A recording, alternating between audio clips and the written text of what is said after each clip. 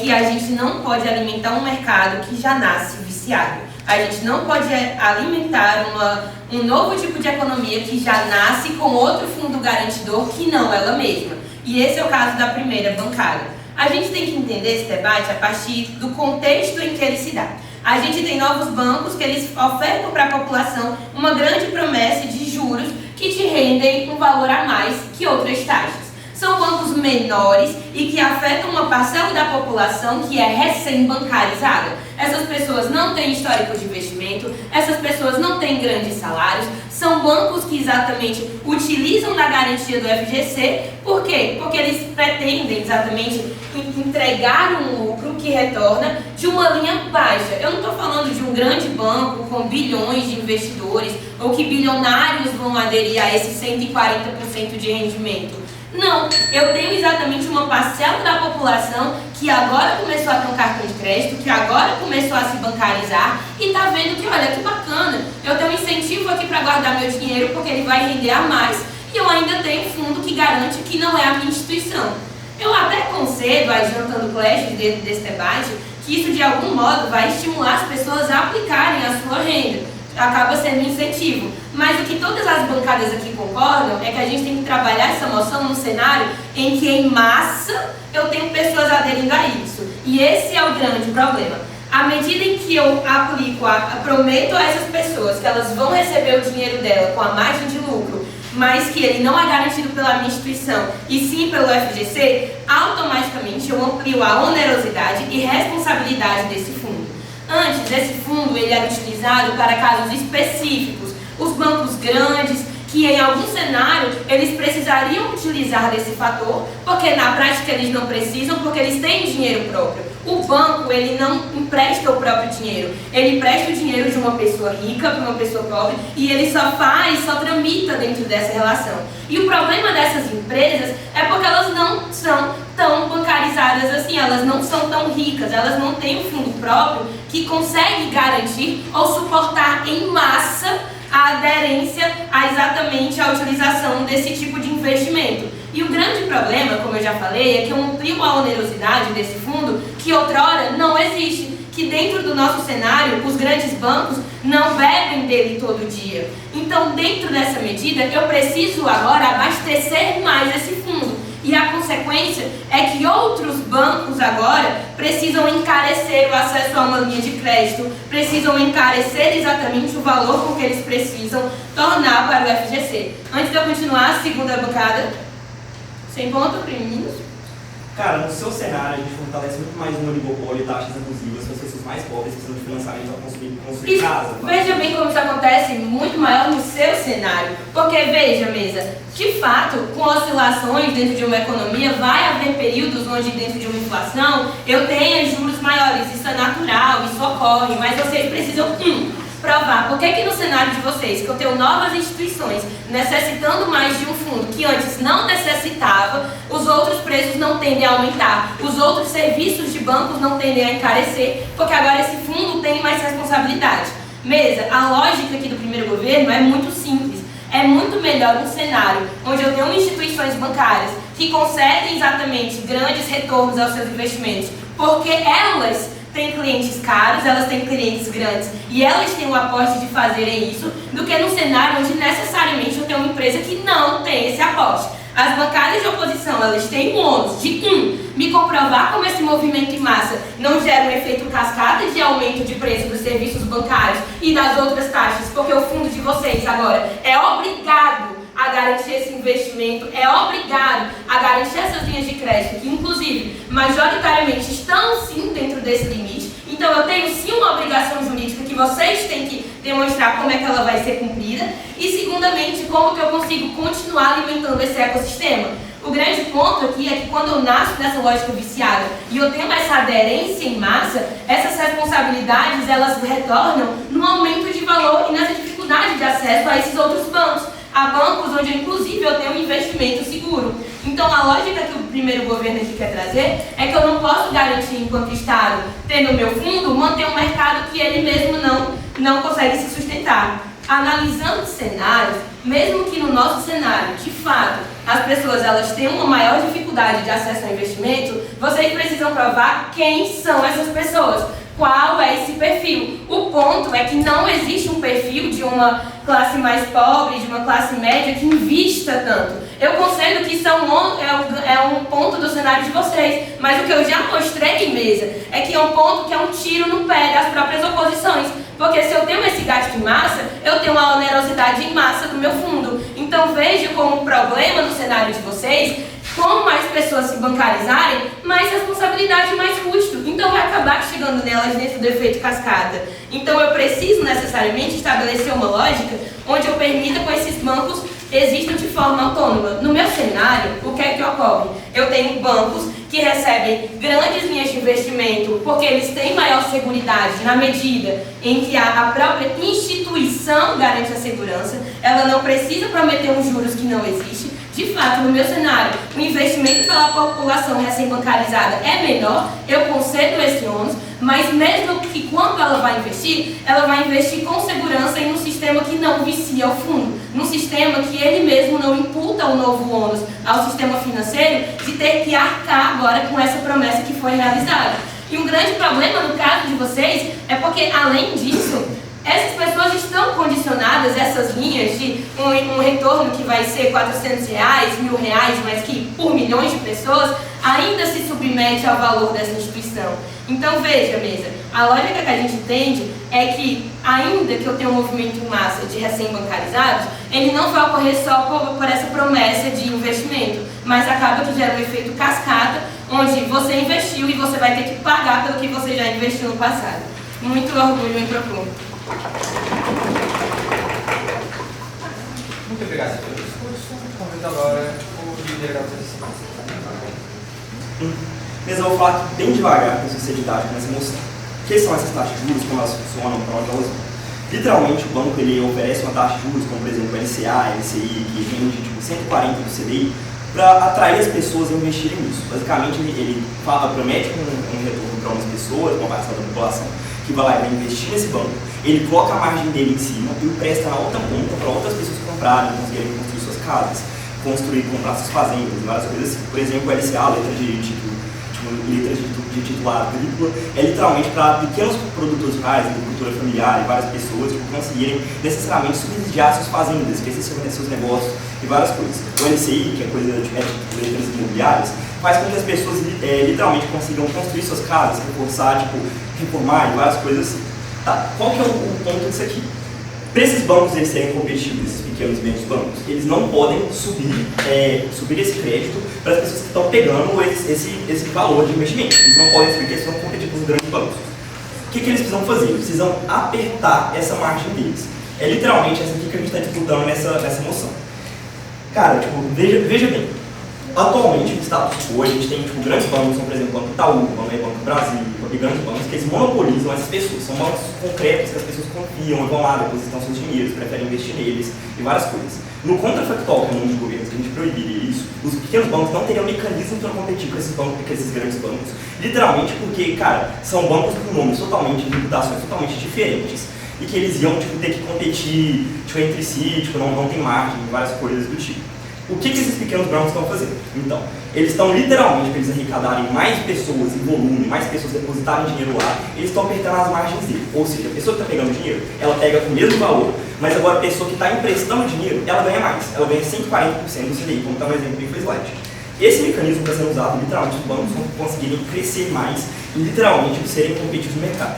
Esse debate, então, dado todo esse esclarecimento, ele é sobre monopólio, ou pelo menos oligopólio, versus competição perfeita. E é isso que eu vou provar para vocês. E esse aqui é o win-win condition desse debate, é por isso que a gente vai levar.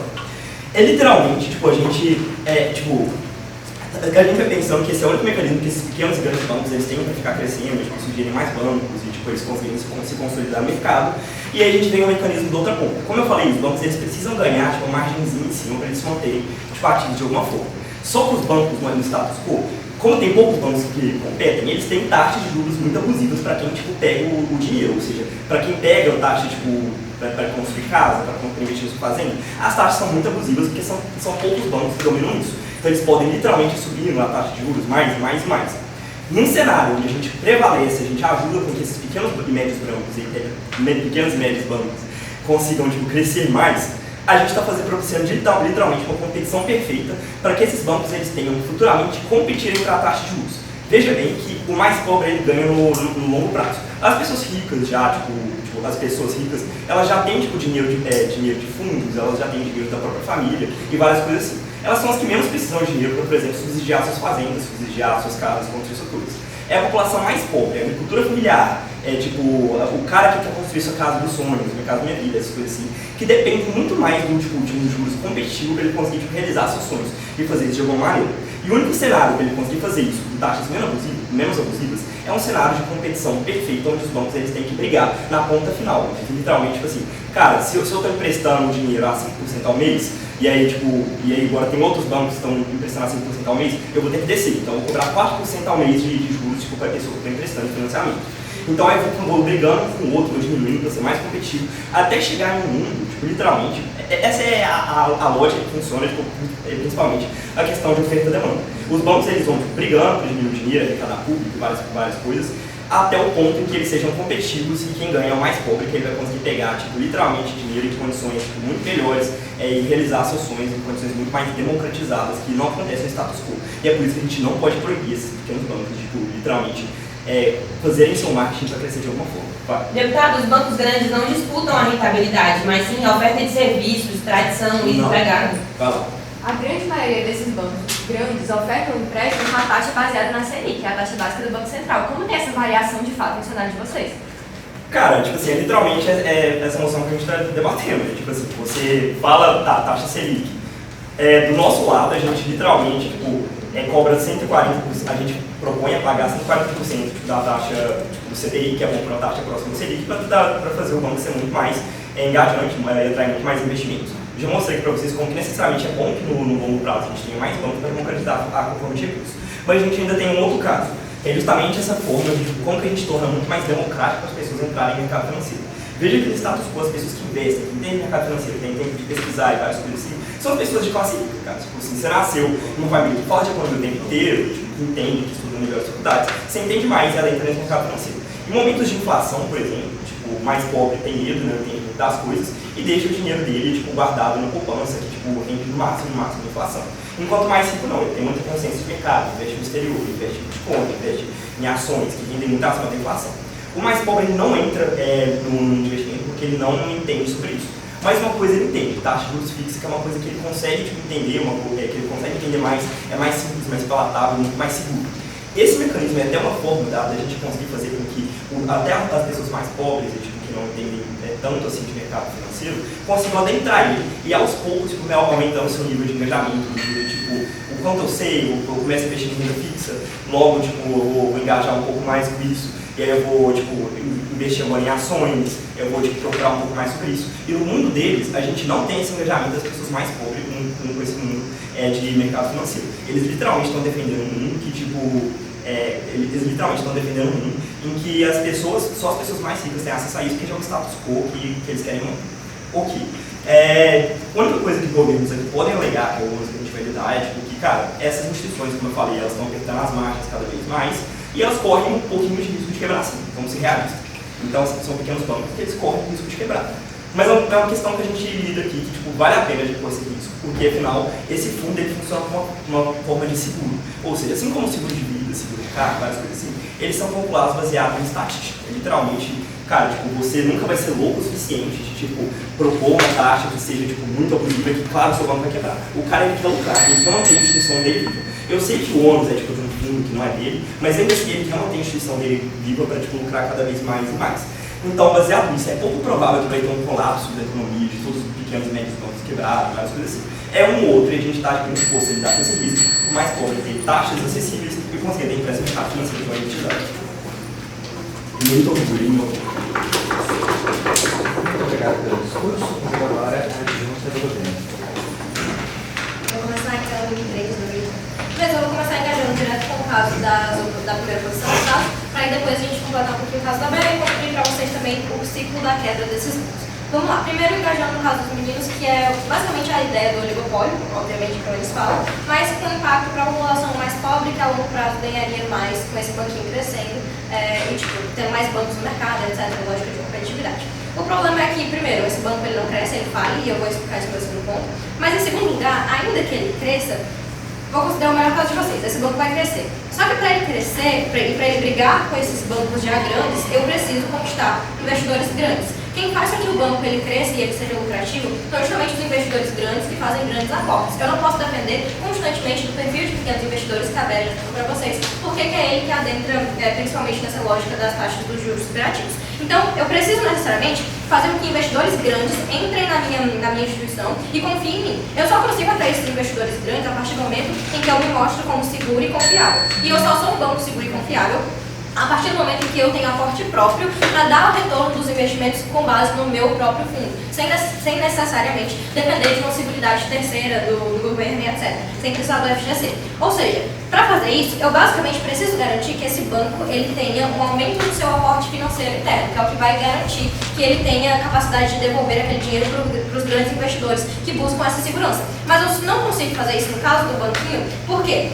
No momento em que eu tenho essa obrigação de dar altos retornos para esses meus pequenos investidores, e eu tenho também que fazer, como o próprio Davi concede para a gente, eu tenho que dar linhas de créditos que são baratas, com poucos juros, você vê que a conta não fecha, entendeu? Tipo, eu estou cobrando juros pequenos lá na ponta de baixo e na ponta de cima eu estou prometendo devolver juros com juros altos para quem está investindo. Então percebe, está entrando pouco dinheiro e está saindo muito dinheiro. Nesse momento eu percebo como que, ainda que esse banco lucre, eu vou considerar o melhor cenário de vocês, ainda que esse banco esteja lucrando, ele está lucrando pouco. Ou seja, eu demoro ou eu não consigo, tipo, no melhor cenário de vocês, eu demoro muito tempo até conseguir formar um aporte próprio para aquele banco, para que ele se torne seguro. Ou seja, eu não consigo competir no cenário para quebrar esse oligopólio, justamente porque eu não tenho aporte financeiro para crescer e para fazer com que esse banco tenha nível suficiente para brigar pelos grandes investidores, que é quem faz de fato o banco ser lucrativo e crescer e quebrar esse oligopólio de vocês. Então, no caso de vocês, mesmo no melhor caso em que esse banco ele cresce, ele não consegue fazer com que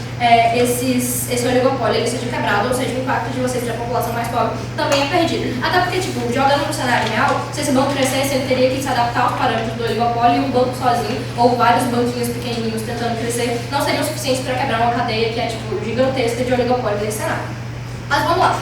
Explicando também, antes eu vou dar o pai da segunda casa. Por que os investimentos de apenas investidores pequenos não são suficientes para o meu banco? Porque eu precisaria de uma quantidade gigantesca de investidores pequenos para conseguir fazer com que esse banco ele conseguisse juntar aporte financeiro suficiente. Essas pessoas, elas são, como a Bé já caracterizou para vocês, quem são essas pessoas? São pessoas majoritariamente que não, tipo, acabaram de conhecer o sistema bancário, que não têm experiência com investimentos, que não entendem muito de mercado financeiro e por conta disso, mesmo que elas tenham a segurança do FGC, elas tendem a investir menos. Primeiro, porque elas são pessoas que já têm menos dinheiro de fato e segundo, porque mesmo que elas tenham, maiores quantidades para investir, elas ainda são inseguras, elas não têm esse perfil investidor, entende? Então, basicamente por isso eu faço com que essas pessoas elas investem em quantidades muito menores. Eu precisaria basicamente do Brasil inteiro fazendo pequenos investimentos para conseguir ter uma entrada grande, um montante grande de dinheiro sendo arrecadado por aquele banco. Então, nisso eu já entendo como que essa conta ela não fecha nesse cenário. Mas entrando diretamente no ciclo da queda. Os próprios meninos aqui da primeira bancada caracterizam pra gente que para ser mais competitivo, esse banco ele tende a oferecer empréstimos com juros menores para poder atrair essa população. A conta não fecha exatamente aqui. Percebam como que, a partir do momento em que eu já entendi que o banco ele pega o dinheiro dessa população que está investindo e aí ela empresta para essa população que está tomando empréstimo, né? E aí ela cobra juros menores para poder fazer com que essa população, ela arrecade, para fazer na verdade com que o banco arrecade o dinheiro dos juros e assim consiga pagar os juros que ela prometeu de rendimento para a população que está investindo. Percebam como aqui o que está entrando de dinheiro é muito pouco.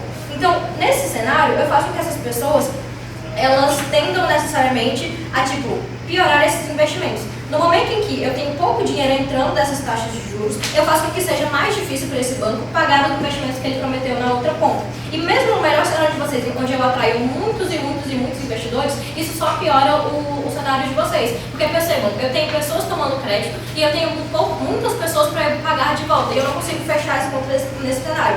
E é importante caracterizar outra coisa aqui. Quem é que toma esses empréstimos? Quem toma esses empréstimos, pelo que vocês mesmos caracterizaram, são pessoas mais pobres, pessoas que têm mais dificuldade de conseguir linhas de crédito em bancos grandes, porque principalmente o perfil delas é um perfil de mal pagadoras. Então perceba, eu estou emprestando dinheiro e o meu retorno depende necessariamente de pessoas que já são naturalmente pessoas mais pobres, que já têm mais dificuldade de tomar empréstimos em outros bancos, porque os bancos grandes, eles têm um grande sistema de proteção, de avaliar o perfil daquela pessoa, avaliar se é uma boa pagadora ou má, e aquela pessoa ela não consegue pegar um empréstimo no banco maior que tem um alto nível de segurança, entendeu? Ele quer verificar se realmente vai ter retorno daquele empréstimo que ele está dando. No cenário de vocês, tem que dar esse empréstimo facilitado para essas pessoas que já têm um perfil de serem maus pagadoras. Ou seja, eu já estou cobrando juros baixos, então eu já tenho uma arrecadação pequena, e ainda assim existe um agravante nesse cenário que é justamente essas pessoas para quem eu estou emprestando têm perfil de serem más pagadoras. São pessoas mais pobres, são pessoas que dificilmente vão pegar aquele investimento e fazer ele devolver. Perceba, o próprio exemplo que vocês usam de tomar empréstimo para poder construir a minha casa é algo que não vai me fazer ter retorno. Como que eu vou tirar, eu já sou uma pessoa pobre, que eu preciso de um empréstimo para poder comprar algo que é um bem de consumo, basicamente, como que eu vou ter o dinheiro para poder devolver aquilo ali para o banco?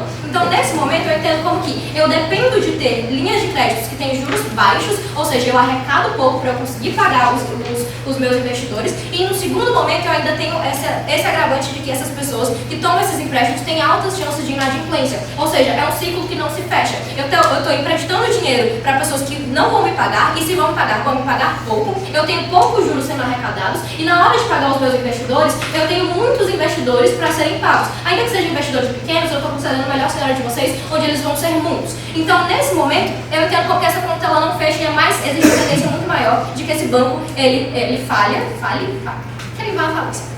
E ele tende a usar mais o FGC. E aqui a gente completa o caso da BEA, que é basicamente a noção de que, a partir do momento em que eu entendo porque que esse banco ele tem mais tendência a falir, eu mostro também como que o FGC ele tende a ser muito mais usado. E como ele vai ser muito mais usado, eu onero o sistema inteiro. Todos os bancos dependem do FGC, não só o banquinho. A partir desse momento em que eu tenho mais banquinhos usando do FGC, eu faço com que as taxas que são cobradas de toda a população para financiar esse fundo aumentem, porque eu preciso também reforçar esse fundo. Ou seja, eu cria um ciclo que piora a vida desse investidor, que não mantém o banco sustentável e que fode o sistema financeiro. Muito obrigado. Eu convido agora a Tijuca para dar a posição.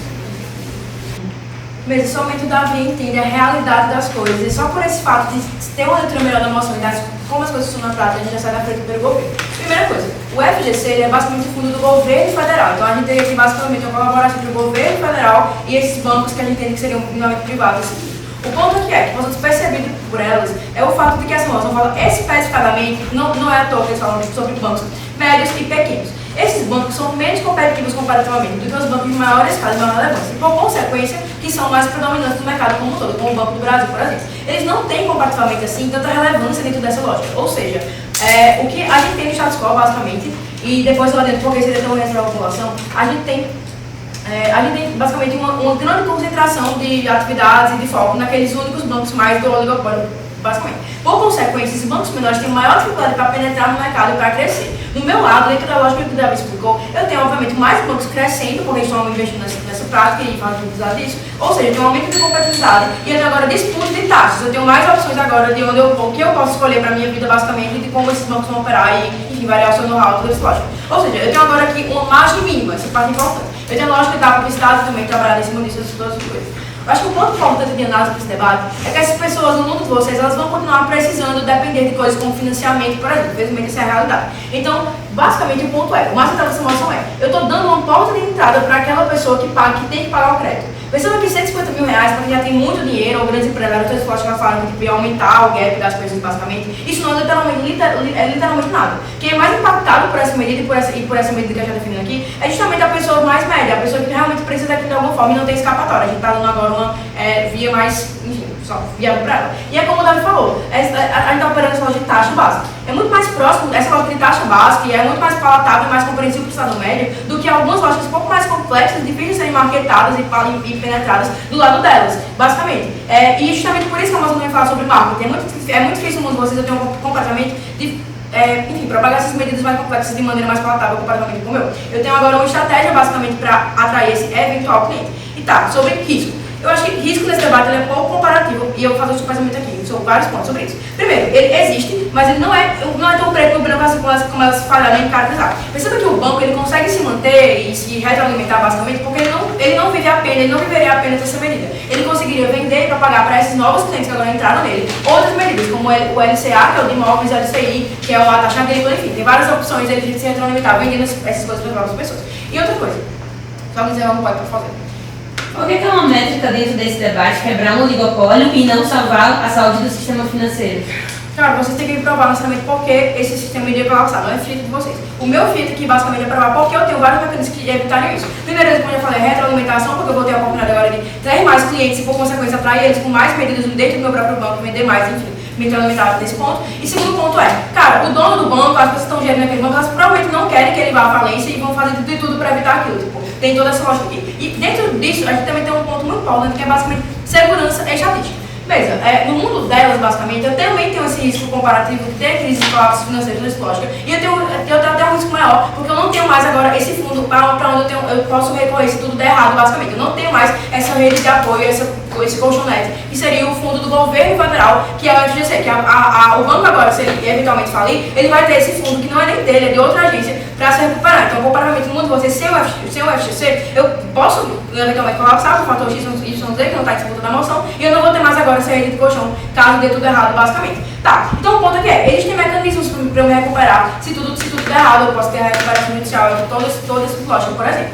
Tá, o ponto aqui é, mesa, a gente tá dando para essas pessoas um porta de entrada, por exemplo. O cara, ele abre a conta no banco para investir, basicamente, e ter aquele retorno em primeira mão, porque ele precisa daquilo, 50 mil, podem parecer pouco para alguns, mudam a vida desses juros, basicamente, e aí o banco, a partir disso, pode vender outros serviços, como assessoria jurídica, assessoria financeira, outros investimentos. E com isso, a gente tem uma balança mais sustentável. O ônus dos governos, basicamente, nessa moção, é mostrar por que seria tão arriscado assim ao ponto da gente não fazer, por que seria tão, basicamente, inviável assim, a gente fazer isso, comparando esse pensamento de risco. A gente entende que os riscos entendem, mas esse comportamento não são tão fortes assim, a gente compara, primeiro, o ganho que esse banco vai ter, porque agora ele vai ter completamente mais clientes, vai retroalimentar essa máquina, e segundo, coisas que já dependem disso para se manter, basicamente agora vai ter uma salvação maior. Fala, Liz. Esses bancos pequenos, primeiro, não tem tanta tendência a ter outros serviços assim, porque eles exigem um pessoal muito mais profundo que eles têm, e eles dependem de um caixa circular que vocês não conseguem garantir. Cara, eu acho que tudo isso aqui você está fazendo as muito estruturas das coisas. A partir do momento que eu, enquanto banco pequeno, começo a adotar essa medida e começo a investir mais no início, começo a oferecer coisas muito palatáveis para a população, eu obviamente vou ter mais clientes e depois eu vou retroalimentar esse ciclo. Tipo, uma coisa vai basicamente levando a outra. Serviços vão, quando eu começo a fazer uma coisa, eu vou fazer uma porta de entrada. Tipo, bancos pequenos do status quo, o problema que vocês não conseguem lidar com vocês, no lugar com vocês, é que esses bancos grandes do status quo, eles são literalmente inabaláveis, intocáveis, porque as pessoas não conhecem opções, não são atraídas por outras opções. Se eu invisto muito nessa propaganda, eu vou ter mais clientes no meu banco, isso é óbvio. E por consequência eu vou conseguir, enfim, o banco ele vai ter outro serviço. Não entendi seu pai, se tiver algum outro pai. Do nosso lado a gente ainda tem o FGC, mas a gente tem grande tendência a usá-lo. Tá, tudo bem, mas assim, comparativamente, você tem tendência a usá-lo porque você não vai comparativamente fazer essas medidas um pouco mais arriscadas, que eu já falei, mas vocês vão necessariamente perder esse ganho que eu falei, de ter mais pessoas interessadas nesse negócio. No mundo de vocês eu ainda preciso disso, mas comparativamente, diferente do meu mundo, eu basicamente vou centrar e focar muito mais em serviço em bancos grandes, porque agora eu não tenho essa lógica de competição, eu já trabalhei aqui. Por isso eu tenho muito orgulho em pouco.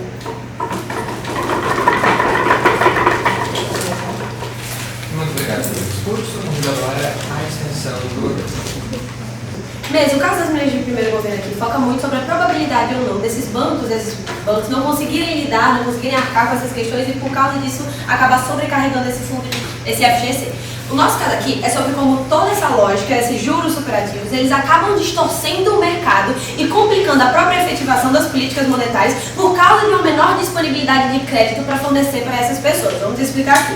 Mesmo, quando a gente está falando de renda fixa aqui, quais são as características básicas? É uma forma de investimento que tem muito menos variabilidade e flutuação. Tem um risco super reduzido, quase zerado. E que atrai muito, não só pessoas recém-bancarizadas, como a Bea fala, mas atrai pessoas com pouca disponibilidade de patrimônio, que não podem perder muito, que não podem dispor muito, ou apenas pessoas muito medrosas, tipo o meu pai, que tem muito medo de colocar em ação e perder tudo. Percebe, mesa, que por causa dessa maior segurança, desse menor risco, essas taxas de renda fixa, elas acabam tendo um retorno menor, elas acabam sendo muito menores comparativamente, principalmente quando a gente pensa em renda variável, quando tem ações e bolsas, acaba tendo um risco maior e por causa disso o retorno também é um pouco maior. Percebe mesmo que a renda fixa, ela é muito atrativa. Não só chamamos recém-bancarizados, mas outras pessoas. Ela tem um público específico. E quando essa renda fixa, ela acaba sendo esses juros superativos, como no caso que as oposições estão defendendo aqui, ela acaba se tornando cada vez mais atrativa, porque percebe, é o melhor dos dois mundos. Eu consigo ter um risco minúsculo, eu tenho a máxima garantia possível de que eu vou ter o meu dinheiro, que eu não vou perder ele, e concomitantemente a isso, eu vou ter um retorno enorme. Se antes eu tinha 10 mil reais, sei lá, investido no Banco do Brasil e isso me dava 70 reais por mês, agora com os juros eles podem dar, sei lá, até 400 reais por mês. Isso acaba sendo muito atrativo para as pessoas e principalmente para o público que já é dessa renda fixa. Então o que a gente tem como consequência é que a gente tem muita probabilidade de ter um movimento em massa saindo desses bancos grandes que acabam trazendo mais segurança. Então, por exemplo, uma pessoa que é muito medrosa, que não quer ter muito risco, acaba investindo nesses bancos grandes. Quando ela vê que ela tem essas mesmas garantias da renda fixa, ao mesmo tempo que ela tem mais retorno ainda, ela tem maior probabilidade de se mudar desses bancos grandes e colocar o dinheiro dela, os 10 mil reais dela, os 5 mil reais dela, lá nesses novos bancos que vão trazer um retorno muito grande. Percebe mesmo que quando a gente tem esse movimento em massa, cada vez mais pessoas pegando esse dinheiro e mudando, pegando esse dinheiro dos bancos grandes e botando nesses bancos pequenos. Isso, como consequência razoável, é a menor disponibilidade do caixa para esses bancos grandes. Qual a importância disso? Por que a gente deve se importar com isso? Percebe mesmo que os bancos grandes eles são muito importantes na nossa economia. Eles têm uma função muito importante de potencializar e garantir a segurança das políticas monetárias determinadas pelo Banco Central. Eles têm uma garantia de não só isso, mas também assegurar acesso a crédito à população. Então o Banco Central, por exemplo, ele se reúne, ele consegue organizar qual é a política monetária de um país e ele determina juros básicos. Ele determina juros basilares aqui que todos os bancos devem seguir e de acordo, obviamente, com o plano econômico que eles querem para melhorar a economia. Eu, enquanto Banco Central, vejo que a inflação está muito alta, está crescendo cada vez mais, eu aumento os juros para diminuir a disponibilidade do crédito. Se eu, enquanto Banco Central, vejo que a economia está meio fria, não está movimentando tanto, a inflação está caindo, eu reduzo os juros para ter mais crédito, para as pessoas pegarem mais crédito e movimentar a economia. Então, tudo que o Banco Central determina é exatamente seguindo a melhor política monetária para essa economia. Isso, per si, já refuta esse caso meio doido de competição perfeita de primeira posição. Porque eles falam que essa competição perfeita vai reduzir os juros competitivos. É muito difícil, porque os juros básicos já são determinados pelo Banco Central e é muito difícil que os bancos acabem reduzindo desses juros básicos, ou aumentando, ou reduzindo, ou tendo muita variabilidade. A própria lógica de funcionamento do sistema bancário e econômico acaba tendo um maior alinhamento às determinações do Banco Central. Então é muito difícil esse caso deles se funcionarem.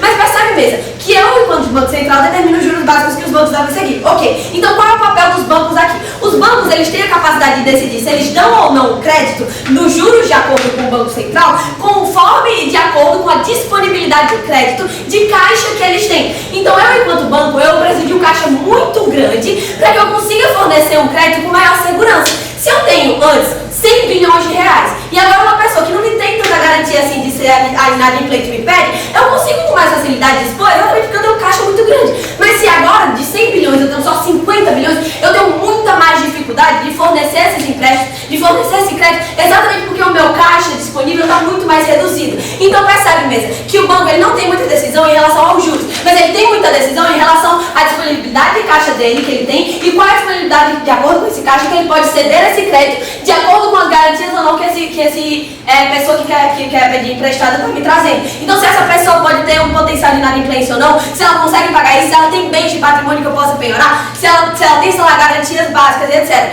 Percebe que se eu tenho esse movimento em massa por causa da atratividade desses juros superativos, eu acabo tendo menos caixa disponível para esses bancos grandes, que são os bancos mais responsáveis pela efetivação dessas políticas monetárias. Então o banco, como consequência, ele acaba assumindo menos riscos, ele acaba não dispondo tanto de dinheiro, ele acaba não fornecendo crédito com maior facilidade. E não só isso, os próprios bancos pequenos, eles também acabam não conseguindo fornecer tanto crédito assim, porque percebe, por mais que eles estejam recebendo mais dinheiro por causa desse movimento em massa, ainda assim esses pequenos bancos, eles dependem muito dessa lógica de circulação, eles precisam que cada vez mais dinheiro esteja entrando para que eles consigam funcionar, porque eles não são consolidados, eles não têm, como a Anneli falou, grandes investidores, grandes pessoas de forma geral. Então percebe mesmo que enquanto eles não têm um caixa muito abarcado a ponto de conseguir fornecer crédito da mesma forma que os bancos grandes, eles ao mesmo tempo estão se comprometendo a pagar cada vez mais dinheiro pelo investimento da pessoa. Então eles não têm um caixa muito assegurado, um caixa muito disponível para eles conseguirem abarcar a função dos bancos grandes de fornecer esse crédito que os bancos grandes não estão conseguindo porque o caixa deles diminuiu. Os bancos pequenos também não conseguem, porque eles já não têm uma disponibilidade de crédito. Eu vou dar apoio rápido. Os investidores do Banco Grandes são majoritariamente grandes empresas como o primeiro governo definiu. Você está esfaqueando sua bancada alta. Não estou esfaqueando, de novo, cara, eu não estou esfaqueando minha bancada alta. Mesmo, percebe, eu só caracterizei que da mesma forma que tem grandes investidores, também tem pequenos investidores. Eu sou pequeno investidor e eu invisto no Banco do Brasil. Eu não só investindo em outros cantos. Querendo ou não, se a gente tem um movimento em massa, a gente tem impacto. Mesmo que você ainda tenha uns investidores grandes, eu ainda tenho impacto porque é tão atrativo que faz esse movimento em massa que eu expliquei no início do meu discurso, mas eu já não estou aqui. Percebe mesmo que se eu, enquanto banco grande, banco pequeno, não tenho um caixa muito disponível, tanto quanto eu tinha antes, para conseguir fazer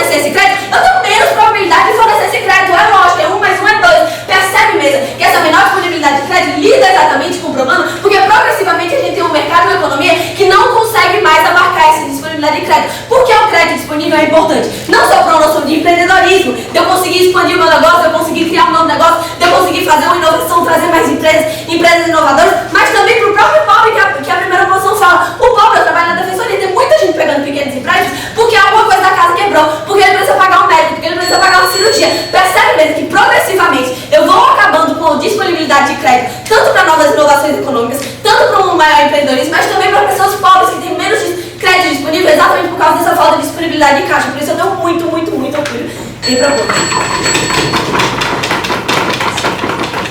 Muito obrigado pelo discurso. Eu convido agora a extensão da possível.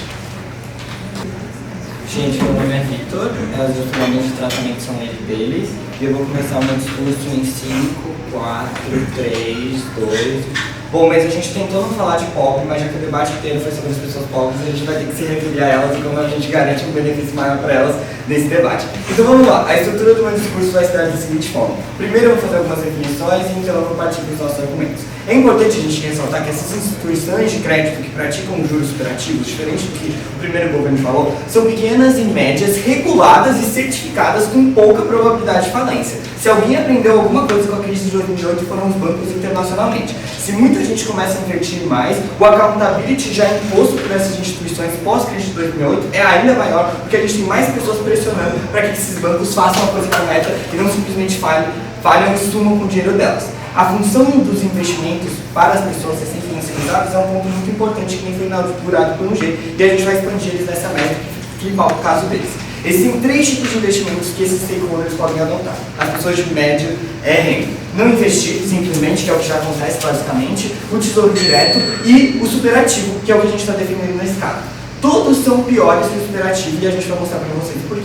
A lógica do sistema já é viciada e eu acho que só uma regulação pode resolver e não simplesmente proibir o juros superativo de acontecer. Urge, portanto, a necessidade de manter o mercado de capitais mais acessíveis para entrar no nosso primeiro ponto, a financiarização da população. O investimento não vai se onerar porque a gente está falando de transações pequenas. E não é o nosso ônus assumir que milhões de pessoas vão comprar o título, mas que sim, ao longo do tempo a gente vai ter uma financiarização maior da população, porque mais pessoas vão poder acessar esse título, porque ele simplesmente não vai ser proibido de existir. A gente tem que provar de por que essa porta aberta é boa para a população e para o sistema financeiro e econômico no geral.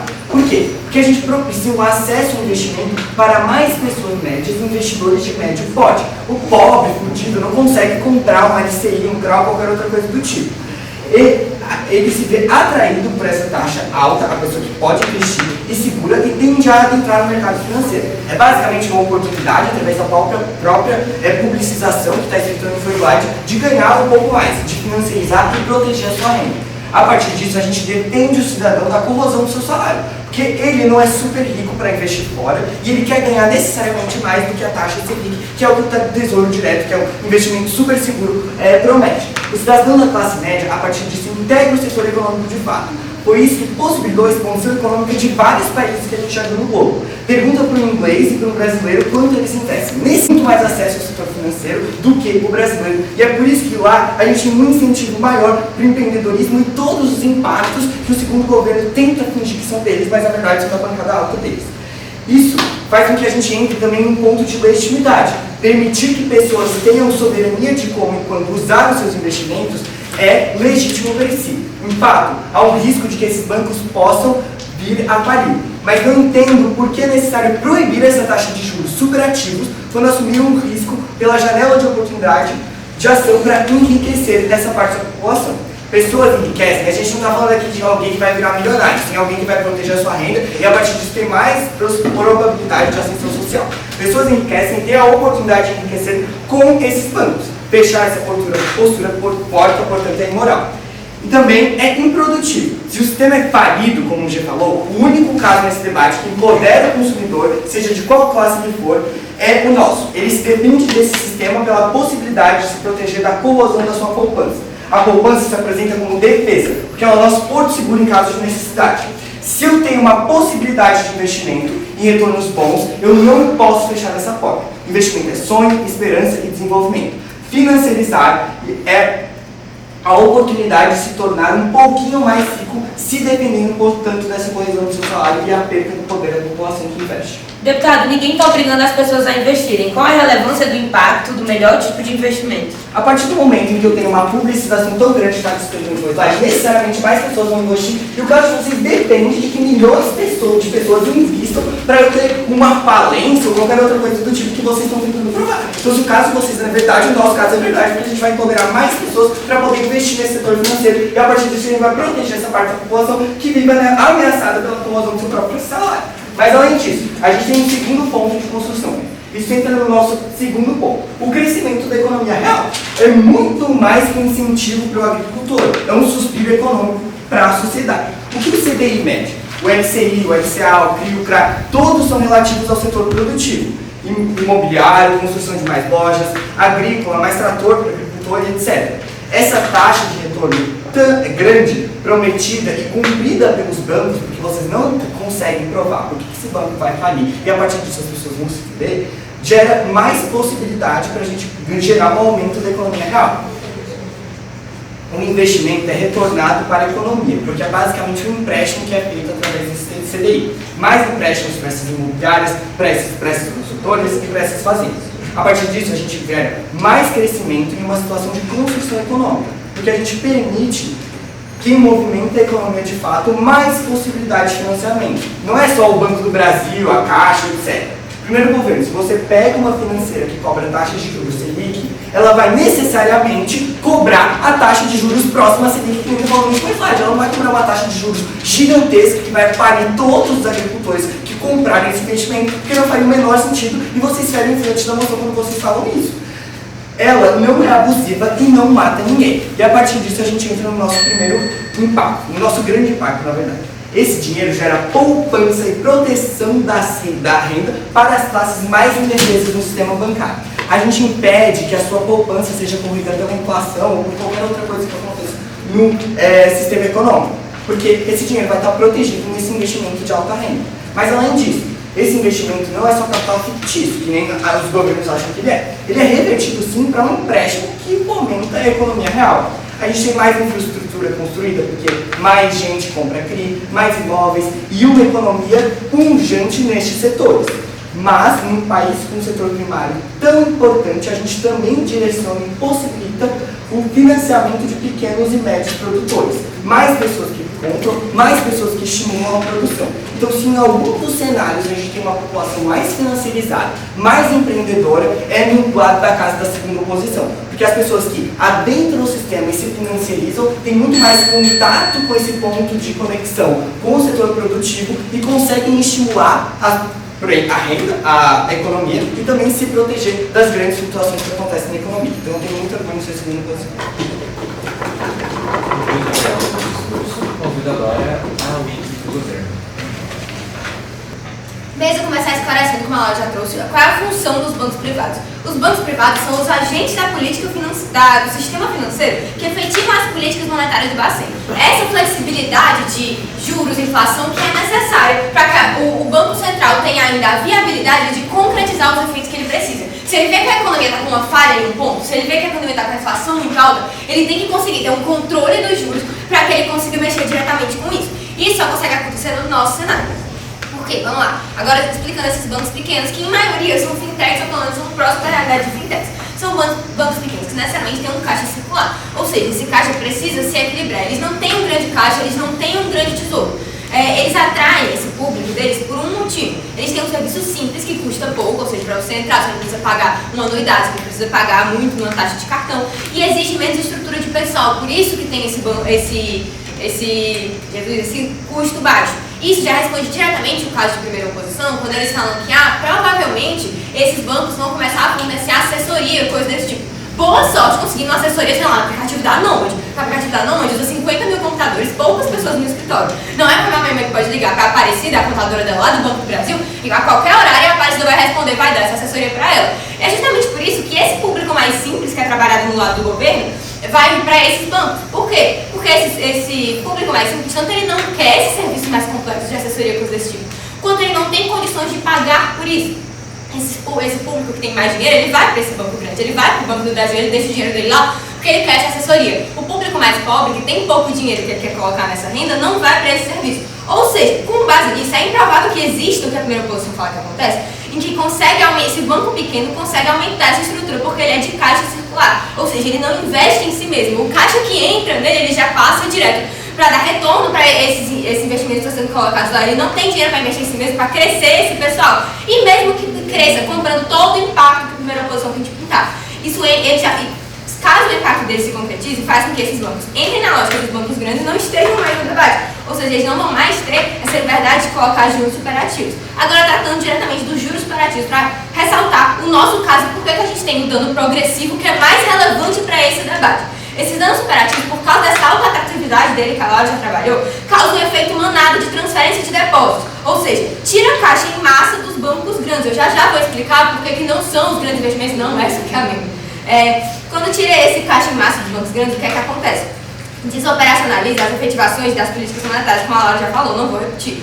Mas esse dinheiro de movimentação, e aqui o esclarecimento para o ponto de informação da Caixa, esse dinheiro de movimentação desses grandes bancos, do Banco do Brasil, do Itaú, é o dinheiro desses depósitos, é o dinheiro de quem tem a sua poupança lá, de quem coloca o seu dinheiro lá. As grandes riquezas são muito mais garantidas e muito mais protegidas dessa movimentação constante. E o tesouro que esses bancos preservam precisa ser mantido justamente como reserva a essas grandes riquezas que têm uma garantia muito maior. Ou seja, quando esse caixa diminui progressivamente, esse caixa da galera mais simples, que coloca o dinheiro lá em uma poupança, isso gera um dano coletivo de diminuição do controle monetário que precisa existir no sistema financeiro para que consiga controlar os juros, consiga controlar a inflação, consiga ter esse controle monetário que evita justamente que o mais pobre, que precisa de um empréstimo para consertar o chuveiro dele que quebrou, para consertar o vazamento que teve na casa dele, tenha acesso a esses empréstimos. A taxa Selic, todos eles são aparatos de controle monetário que só são preservados na flexibilidade que eles precisam ter no lado do caso do segundo governo. E mesmo é justamente a progressividade desse dano que faz o nosso caso mais relevante, inclusive do caso do primeiro governo.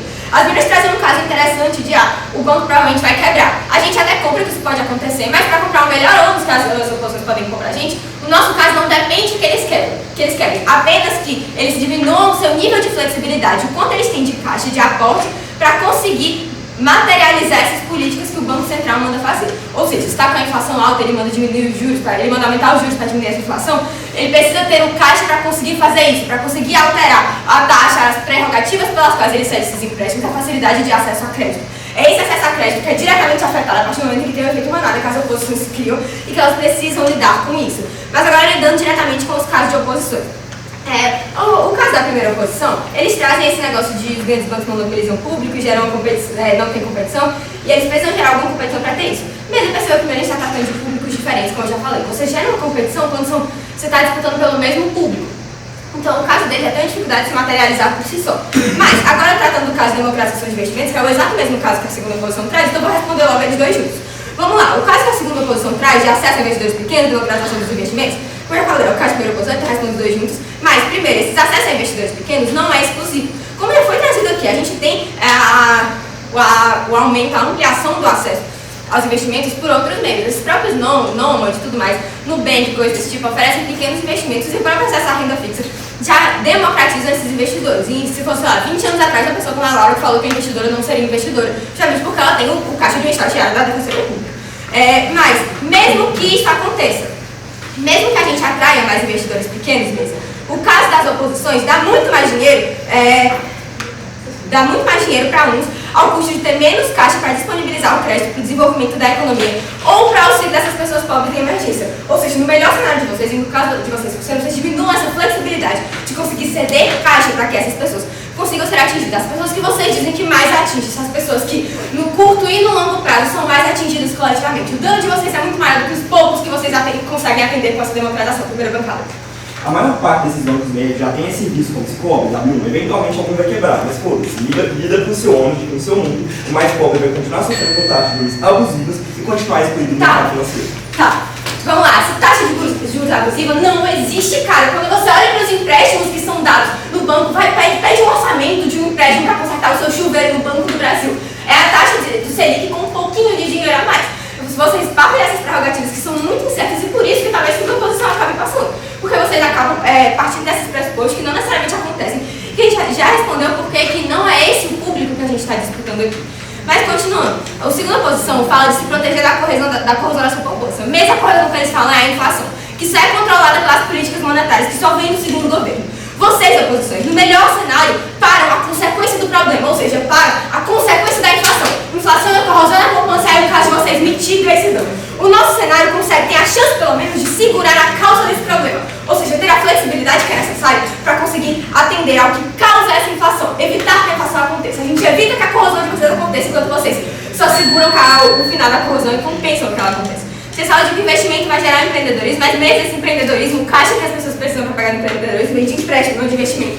O lado de vocês dificulta a flexibilidade. E os juros, a diminuição dos juros são precisos para dar esse crédito e facilitar esse empréstimo. Vocês dificultam o empreendedorismo e o acesso a crédito. Não, gente, por isso que eu tenho muito orgulho. Muito obrigado por esse discurso. Convido agora a Wiki da oposição. Dessa vez, eu não estou escandalizando o caso da Laura. O caso do primeiro governo é incompatível com o segundo governo em absoluto. Porque em primeiro governo, elas fundamentam que grandes bancos têm atividades para grandes bancos têm funcionamento através de grandes grupos que vêm de grandes empresas. E que investidores majoritariamente mais pobres não têm a capacidade de deslocar quantidade de riqueza suficiente para o funcionamento de pequenos bancos operem. Ou seja, o investimento de apenas pequenos investidores não é o suficiente para que esses bancos novos operem. Portanto, é uma massa de volume de riqueza pequena. Porque mesmo se fossem muitos investidores investindo nesses pequenos bancos, eles ainda seriam incapazes e insuficientes de operar. Portanto, não existe a possibilidade de que esse fluxo seja tão deslocado, e mesmo se ele for deslocado, ele ainda teria não ser suficientemente grande para afetar as atividades financeiras desses bancos. Mesa, em especial no discurso da Nelly, ao refutar a oposição, ela diz que instituições bancárias tradicionais detêm outros atrativos de serviços que diminuem a quantidade de fluxo de capital desses pequenos bancos. Em primeiro governo, poucas pessoas saem desses grandes bancos porque eles têm interesse de manter aquele próprio banco que é mais seguro, que é mais tradicional, que tem outros atrativos, que tem outros serviços. Então não são todas as pessoas que saem dos bancos. Então não existe esse deslocamento em massa para bancos pequenos. Mas mesmo quando isso acontece, quando são muitas pessoas, não há uma massa muito grande, justamente que para operar esses bancos eles precisariam de muito mais pessoas para saírem, e isso não acontece com o governo. As premissas são antagônicas, é difícil de acreditar qualquer coisa com o segundo governo, porque elas esfaqueiam diretamente o caso de primeiro governo. A primeira oposição distorce ativamente o mercado financeiro, como eles funcionam e como funcionam as instituições bancárias. Porque a análise que eles avançam é que a competitividade interbancária é positiva para que instituições financeiras lesem menos os seus consumidores por taxas de juros abusivas. E isso é um caso que funciona, sei lá, em 1929, quando não existiam regulamentações que fossem tão estritas e tão específicas para essas instituições bancárias funcionarem, e que a partir do momento que a gente tem regulamentações e com o funcionamento do mercado como um todo, se tem a possibilidade de legislações que impedem que os bancos operem com taxas de juros tão abusivas assim. Até porque se eles operassem, eles estariam cometendo problemas de fair play, cometeriam problemas que seriam juridicamente responsabilizáveis, etc. Nesse sentido, portanto, a atividade e a capacidade que esses bancos e instituições financeiras grandes têm de lesar esses consumidores não são tão grandes assim, na verdade são bem diminutas. Nosso caso recai, na verdade, sobre a possibilidade e legitimidade de escolha de assumir o risco de confiar numa instituição nova e pequena, que promete a possibilidade de enriquecimento curto prazista, e que mesmo venham a falir, é legítimo que essa pessoa haja com a escolha de defender o seu salário contra a inflação, haja legitimamente com a perspectiva de defender ou de minimamente querer enriquecer em um contexto de desfriamento econômico. Primeiro governo, vocês não lidam com o ônus principal de vocês defender uma proibição ativa disso, em detrimento de regulamentação, diminuição dos riscos, etc. Quando você proíbe, você impede que essas pessoas escolham optar por esses investimentos, por esses capitais de investimento de risco. E, portanto, você está lesionando a capacidade de escolher, de poderem minimamente ter enriquecimento. No nosso cenário, a gente já tem outros investimentos que rendem mais do que a inflação. Por que só existe essa proteção do lado de vocês? Peraí. Verdade, vocês ainda têm investimentos que rendem mais que a inflação, mas eles tendem a atingir pessoas de classes muito mais altas. Esses bancos, como vocês mesmos falam, eles apelam muito mais para a figura de pessoas que têm investimentos menores, justamente porque eles estão competindo com o mercado de trabalho menor. Nas suas instituições, essas instituições bancárias, eles tendem a colocar juros mais altos para a população mais pobre, porque elas têm desconfiança de que elas não vão pagar, não vão ser credores, etc. E normalmente fornece apenas Tesouro Selic porque é um investimento seguro que as próprias instituições bancárias não vão falir. Portanto, só o nosso mundo, com esses bancos pequenos que têm o incentivo de atingir esse mercado consumidor, existe que a gente tem a possibilidade mínima de que essas pessoas tenham uma capacidade de comprar, porque esse investimento é muito único, esse investimento é uma janela de oportunidade muito única. Para além disso, quando a gente está falando sobre, para além disso, a gente tem que fazer uma posição quando a gente fala sobre a própria perspectiva de aquecimento econômico que a gente tem como um todo, como que a partir desse investimento direto, a gente tem a possibilidade de escoamento para diferentes formas de instituição.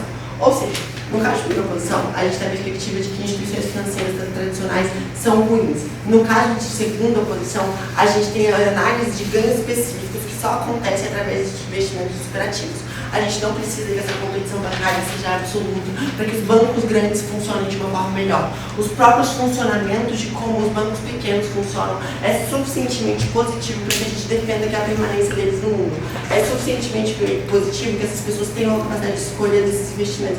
Antes de ceder para você, A única garantia de proteção ao usuário caso a posição então é que os bancos vão tomar cuidado para não perder caixa, mas isso não é garantido. Só com a proibição consegue manter o caixa em movimentação, que garante o crédito para desenvolver a economia e ajudar os pobres. Como eu falei, mesmo no momento que a gente deixa as pessoas falir, todas elas, tipo assim, elas ainda têm legitimidade de escolher isso. Elas ainda podem ter a autonomia de escolher e investir no investimento de risco. Mas ainda, é pouco provável que a gente tenha qualquer capacidade de que esses bancos vão falir de uma forma totalmente possível, como vocês estão dizendo, porque todos os mecanismos vêm primeiro governo, mas mesmo assim, por que esses bancos não vão falir? Primeiro, porque com a forma de investimento direto, acontece, desde que o privatizado tem sentido isso, existe um aquecimento e um incentivo muito claro para que essas pessoas investam na economia, e a partir desse investimento na economia, as próprias transações do próprio as próprias transações que financiam o fundo de seguridade, elas acontecem com uma maior frequência, porque existem mais pessoas investindo. E a partir de mais pessoas investindo, a gente tem um financiamento retroativo desse próprio fundo, fazendo com que essa projeção de seguridade aconteça, sem que exista um esvaziamento absoluto, como o primeiro governo fala, de uma moderação muito grande desses fundos, justamente porque eles são financiados pelo maior incentivo que essa população tem de colocar esse dinheiro nessas instituições financeiras. E a partir disso, a gente minimamente consegue, primeiro, garantir que existe seguridade do BPC, do Fundo de Seguridade. A gente também consegue garantir minimamente que não é legítimo você proibir, justamente porque você está impedindo a capacidade de decisão de uma pessoa. E segundo, que esses bancos têm qualidades específicas de si, que são a capacidade de um investimento direto muito mais forte dentro da economia, justamente porque você está dando dinheiro para pessoas que têm a capacidade de crescimento, e a partir desse investimento de crescimento você tem uma possibilidade de fluxo de crescimento econômico. Por isso que eu tenho muito orgulho de ser uma professora. Muito obrigado. Muito obrigado.